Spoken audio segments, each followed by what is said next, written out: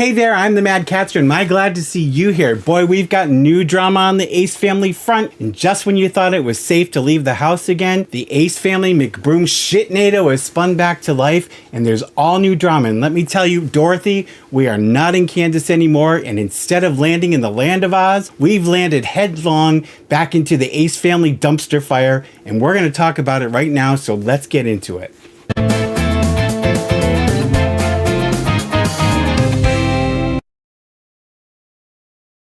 So do you remember last year when Catherine was being sued by her cosmetic company partner TBL Cosmetics, and they're the ones who are partnered and part owners of her company 1212 Gateway? Well, guess what? Remember how the lawsuit was settled and she went on and on about how everything is settled? We settled all our lawsuits. Well, guess what? Catherine McBroom has failed to adhere to the settlement agreement that the parties entered into in August, and her partner TBL Cosmetics is suing her again for breaching the settlement agreement. And let me tell you, they have ripped her a new one and totally shredded both Austin and Catherine McBroom in this one, and I'm going to tell you about it right now. So basically, what TBL Cosmetics is alleging is that the settlement agreement that they entered into with Catherine McBroom last year in order to resolve all that mess with 1212 Gateway, where Catherine tried to hijack the company and took over all the social media and was trying to lock TBL Cosmetics out of it, even though they are the ones basically running the company. Well, it appears that Catherine has not learned her lesson, and Cedric is here. Most of you probably know Cedric. He's omnipresent when I'm recording. But the terms that they entered into, and of course the settlement agreement was never filed with the court, and as I've told you before, usually they don't get to be filed because they're supposed to be confidential, and so they don't want them on the court record. But what they've done now is, because there's a breach and because it's not a court-sanctioned agreement,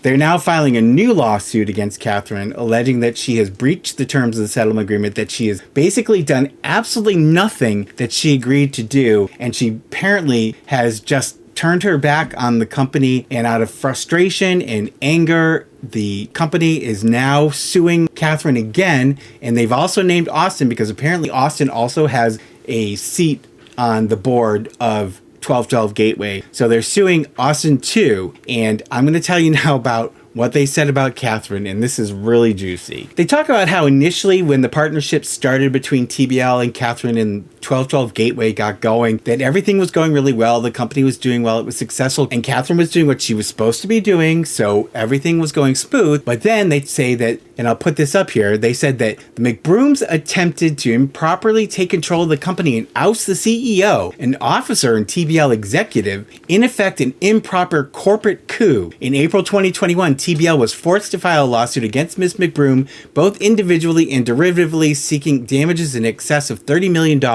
They then talk about how the court entered a default against Catherine, and that how this magically spurred her into action. And they go on to say, spurred by TBL's success in court, Miss McBroom begrudgingly engaged in negotiations with TBL. Based on Miss McBroom's promises and representations, the parties entered into a confidential settlement agreement and mutual release, which means they release each other from any claims they may have. But they also note here that 1212 Gateway, even though that was like the center of the whole conflict, they weren't actually a signatory to the agreement. So even though TBL signed on their behalf, the McBroom signed on their behalf, nobody signed for 1212 Gateway, meaning 1212 Gateway is not bound by that release, and they are free to sue Catherine on grounds that previously TBL had raised in their last lawsuit. So Catherine is still wide open to suit by them, and since TBL controls half of the board, that's a very real possibility that they could file a separate lawsuit. But this lawsuit is just about Catherine not living up to her part of the bargain of the settlement agreement. So they then go on to say that Catherine and Austin McBroom have willingly and knowingly refused to perform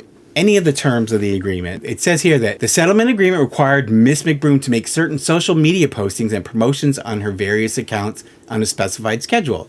She's not met any of her obligations. Furthermore, the settlement agreement obligated the parties to nominate candidates for a vacant manager position on the board pursuant to the operating agreement. Ms. McBroom has refused to participate in good faith in selecting an individual. So basically, she's turned her back on the management of the company and is basically ignoring the company altogether, is what they're saying here. And they said that her actions have harmed the company directly, depressed the value of the company, and prevented it from reaching its potential, and that her acts have negatively interfered with 1212 Gateway's relationships with important vendors, further damaging the company's reputation and business operation. So, in effect, what they're saying is she's doing other things that are in direct conflict with the interests of 1212 Gateway, and so it's weakening 1212 Gateway's position with vendors and with the market. Now they name Austin. They say that they're seeking damages because Austin and Catherine have violated their fiduciary duties. What a fiduciary duty is say I'm the manager of a bank and you're a customer and you deposit money. Well, I have what's called the fiduciary duty to properly manage your money and make sure that it's managed well, it's safe, and then I stay ethical, etc. So basically what they're saying is Catherine's breached that. She had a duty of good faith to operate the company and perform her obligations to safeguard the company's reputation and value, and that she's completely failed to do that. And furthermore, this is what's also damning, is they say, furthermore, TBL seeks that both Ms. McBroom and Austin McBroom be removed as manager of 1212 Gateway for breaches of the operating agreement. Even though they would still have an ownership interest in 1212 Gateway, both Austin and Catherine would no longer have any control or management of the company. TBL would then have complete control of the company. So it gets even better. They really trash Austin and Catherine. So they go on to say how under the terms of the operating agreement, which is like the document that specifies how 1212 Gateway will be managed and operated, that under that agreement, a manager may be removed if they have willfully and materially breached the operating agreement and they failed to cure the breach or committed any act or omission constituting fraud or embezzlement with respect to the company. So basically, TBL, what they're saying is Catherine and Austin, according to the operating documents of the company, can be removed if they've done something wrong. They go on to talk about now, this is where I didn't really understand, like before. I knew that TBL was partnering because they were an established, experienced company with in terms of cosmetic sales and distribution and stuff. But what I wasn't clear on, Catherine's always talking about how she formulates these things. Well, according to this, TBL says TBL's chief scientist devoted her efforts to the scientific formulation of premium quality naturally derived skincare. So apparently, Catherine had nothing to do with these formulations. TBL's scientists and their in-house people all formulated the products that they sell at 1212 Gateway. So really, Catherine is nothing more than like a marketing force. She's supposed to use her influence in her social media to push the company and to generate sales. And that's really her only function. She's really just a figurehead, and apparently she's not doing any of that anymore. And so the company's in trouble. They talk about how TBL had all this industry expertise, had strategic financial planning, and how they made the relationships with the vendors, and they leveraged those relationships to help bring product supply advancements, which means like when you're getting started out and you're trying to formulate and sell a product, getting materials like on credit sometimes is really hard because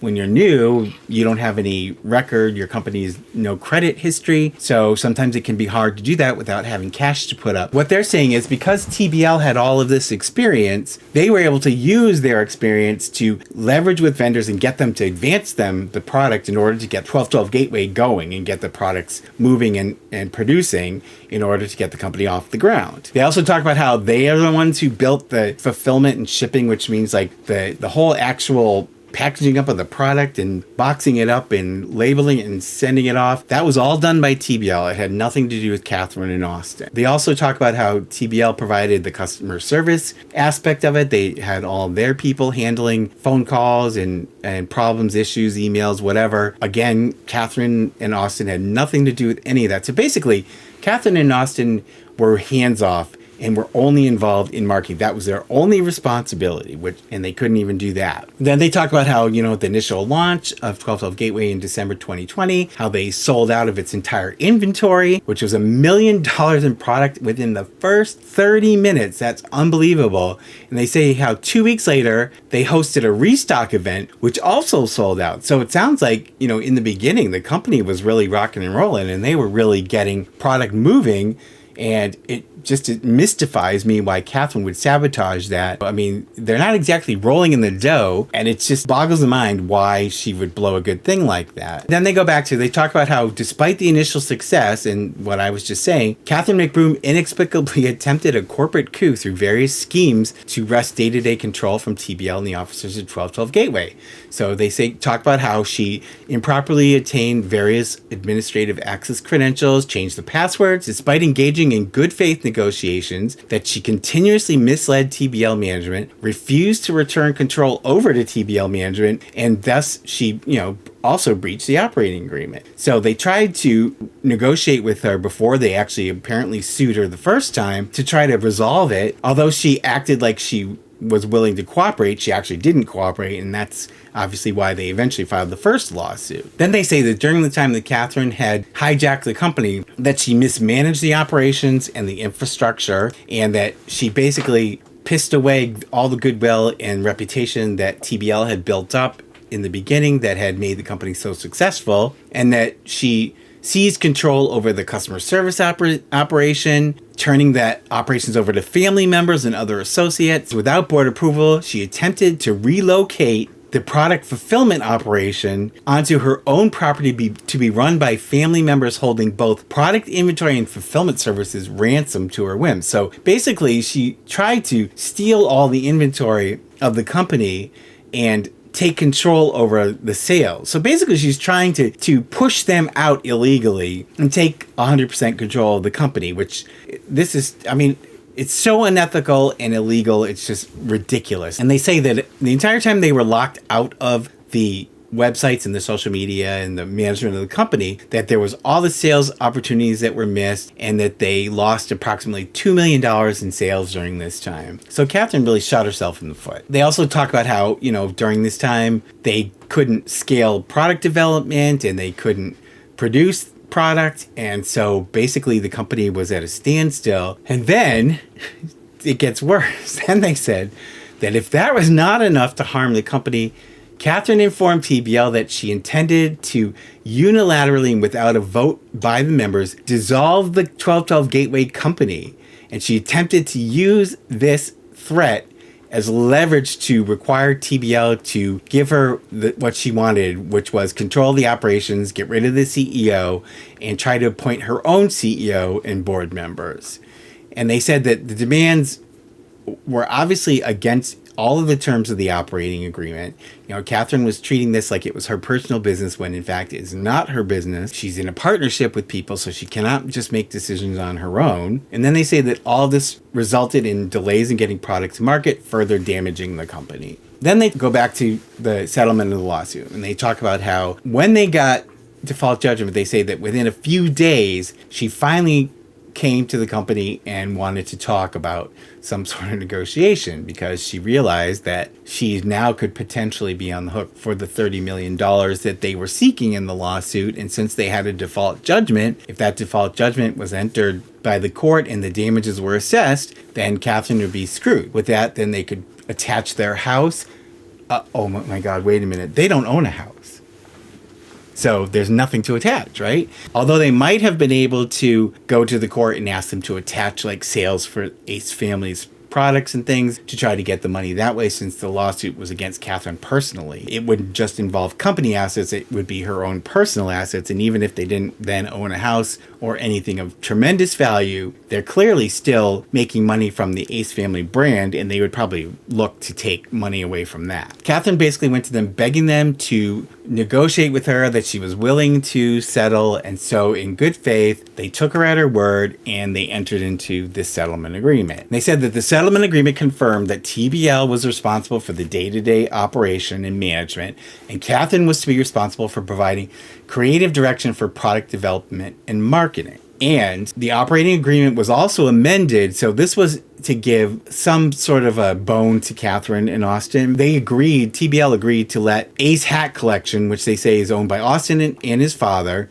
to handle 1212 Gateway's customer service and fulfillment. So in other words, Ace Hat Collection would now handle the customer service aspect of the company, as well as the shipping out and fulfillment of the product. Clearly, that's a good faith gesture on their part, because that's a huge thing. Now they're going to trust Catherine and Austin and their shithead McBroom family to somehow manage to handle customer service and fulfillment when they can't even seem to manage their own finances. I don't know how they thought that would work out, but clearly they're trying to make a good faith gesture. And so they entered into this agreement and they executed the settlement agreement and mutual release. Then they basically sum up and they say that despite the unambiguous requirements for social media postings in both the operating agreement and the settlement agreement, Catherine McBroom has failed to meet the schedule and frequency of social media postings. She's refused to attend monthly marketing meetings and work collaboratively with TBL for the benefit of 1212 Gateway. They say that Catherine has refused to agree upon an independent board member or to put forward any best effort to find one. And they say that Austin also has failed to satisfy his duties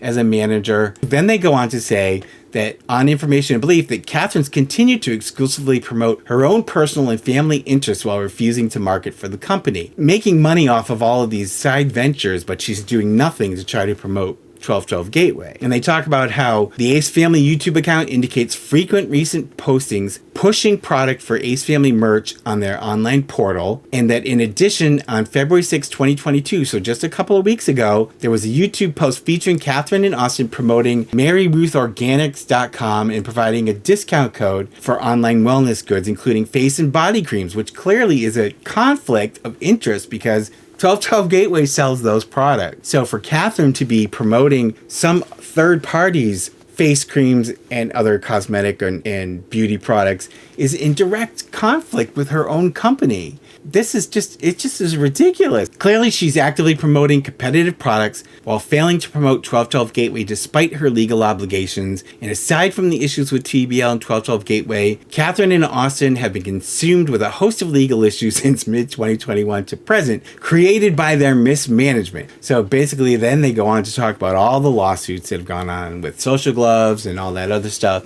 and how basically Catherine and Austin are a big hot mess and just are prone to being sued, and that they've just made a mess of everything. And clearly they have. So they say that, they've tried to do their best to manage the company in spite of Catherine's not fulfilling her obligations under the settlement agreement. Even still, because Catherine has failed to provide marketing and to drive the product demand through her social media postings, the company has suffered from a lack of sales. And I mean that clearly, if you're promoting your competitors' products because they're paying you a commission, but you're not bothering to sell your own products or promote your own products, I mean, obviously the sales are going to suffer. So I don't know what her end game is here. She's basically trying to sink the company. I don't know whether she then plans to resurrect it in some other form. If 1212 Gateway's products and formulations all came from TBL, I don't know what she's planning to do. Is she planning to then just buy other product, generic product and put her name on it? I don't know. Who knows what she's thinking? It just seems stupid to me when you could have this successful company of your own and make all of this profit. I don't understand why she doesn't realize what a good thing this is and why she didn't keep the momentum going. And this could have really turned into a huge thing and could have been extremely successful and probably would have solved all of the money issues that the McBrooms and the Ace family went through last year with the foreclosure and everything. They may have saved their house. They may have had none of this controversy would have come up, and they would still be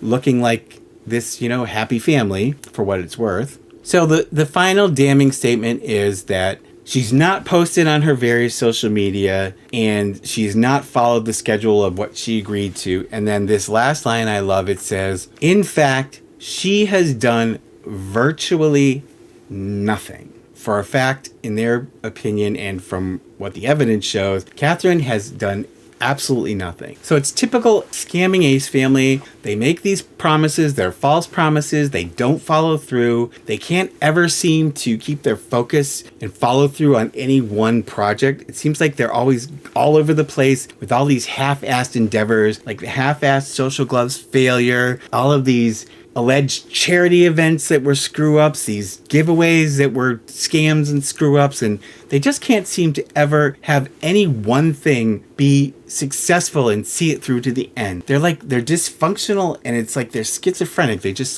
jump around. They've got huge ADD issues where they just can't focus, and it's just really made a mess out of their whole lives. Although we love to talk about it, it's really sad. It's like, how could you have this opportunity and to have this clout and influence where you could really, really make a great success for yourself and your kids and your family? All you can do is put your head in the sand and completely turn your back on what looks like a good thing. And I just don't understand the logic. There's clearly, they both need to see a psychiatrist, is my opinion. So they, then they talk about why they're suing her and why she is personally liable. And they say it's because under the operating agreement, members and managers are liable for damages resulting from material breaches of the operating agreement, as well as willful misconduct and gross negligence.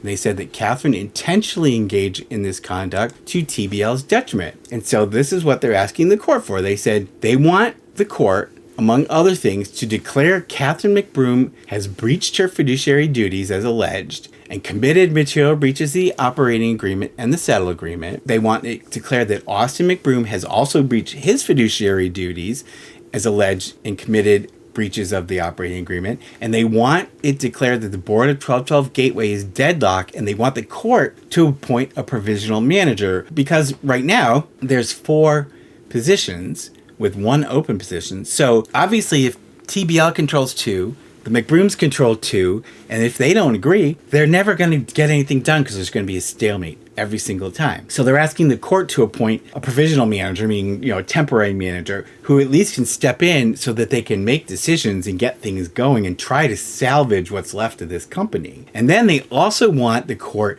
to remove Catherine and Austin as managers and to declare that they may not serve as managers again, which means even though they would still retain their ownership interest, Austin and Catherine would never again have any control over the operations of the company. Can you blame them? So, Catherine got herself out of a big mess when she settled that lawsuit, but she can't even stick to what she promised. Not even one little bit. It's not like she did some of what she promised to do. She's done absolutely nothing she promised to do in the settlement agreement. So she's completely given the middle finger to them and basically dared them to come after her again. And that's exactly what they're doing. So this time, they're not going to be so forgiving. So short of Catherine relinquishing all control over the company voluntarily, I predict that this will go forward, and ultimately Catherine and Austin are going to be the big losers, and they may find themselves not only losing control of the company, but being on the hook for millions and millions of dollars in damages, money which we know they don't have, but still, it could screw up their lives. Judgments are usually alive for like 20 years. So even though they might not have money today, if they ever have any kind of assets, TBL will be able to come after them and take those assets away from them. And like I said before, they could possibly even go to the court and request the court attach like some of the revenue coming in for Ace Family to satisfy that judgment, because it will be against Austin and Catherine personally.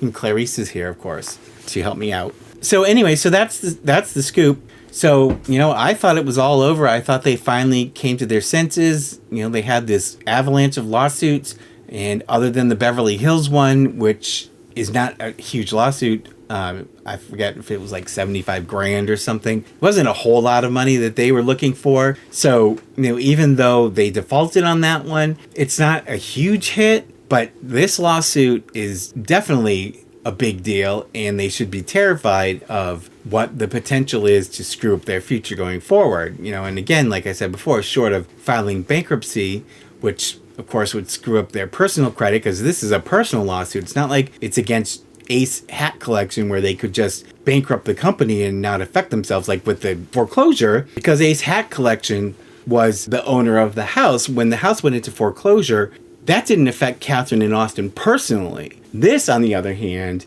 would be a judgment against them personally and would really screw them up. And their only option would be to declare bankruptcy. And I don't even know if they would qualify to discharge all of that debt. They may be forced, even in bankruptcy, to pay a percentage of it. Under what's called a Chapter 11 bankruptcy, they would be required to pay a percentage of what they owed before anything would be discharged by the court. But anyways, that remains to be seen. So screw up Ace Family continues. The shitnado swirls on, and God only knows where it's going to end. It just seems like they put out one fire and they intentionally start another one. God only knows why. Let me know in the comments what you think. Where do you think this is going? Why do you think they keep doing this? I thank you so much for joining me. As always, please subscribe. It doesn't cost you anything. It helps me. The channel is growing. It's growing slowly, but it is growing. I would like to continue that growth. Please subscribe. Please like. Please leave me a comment, and I will see you in the next one. Pretty please. Subscribe, like, and hit the bell. I get a treat for every new sub. Thank you.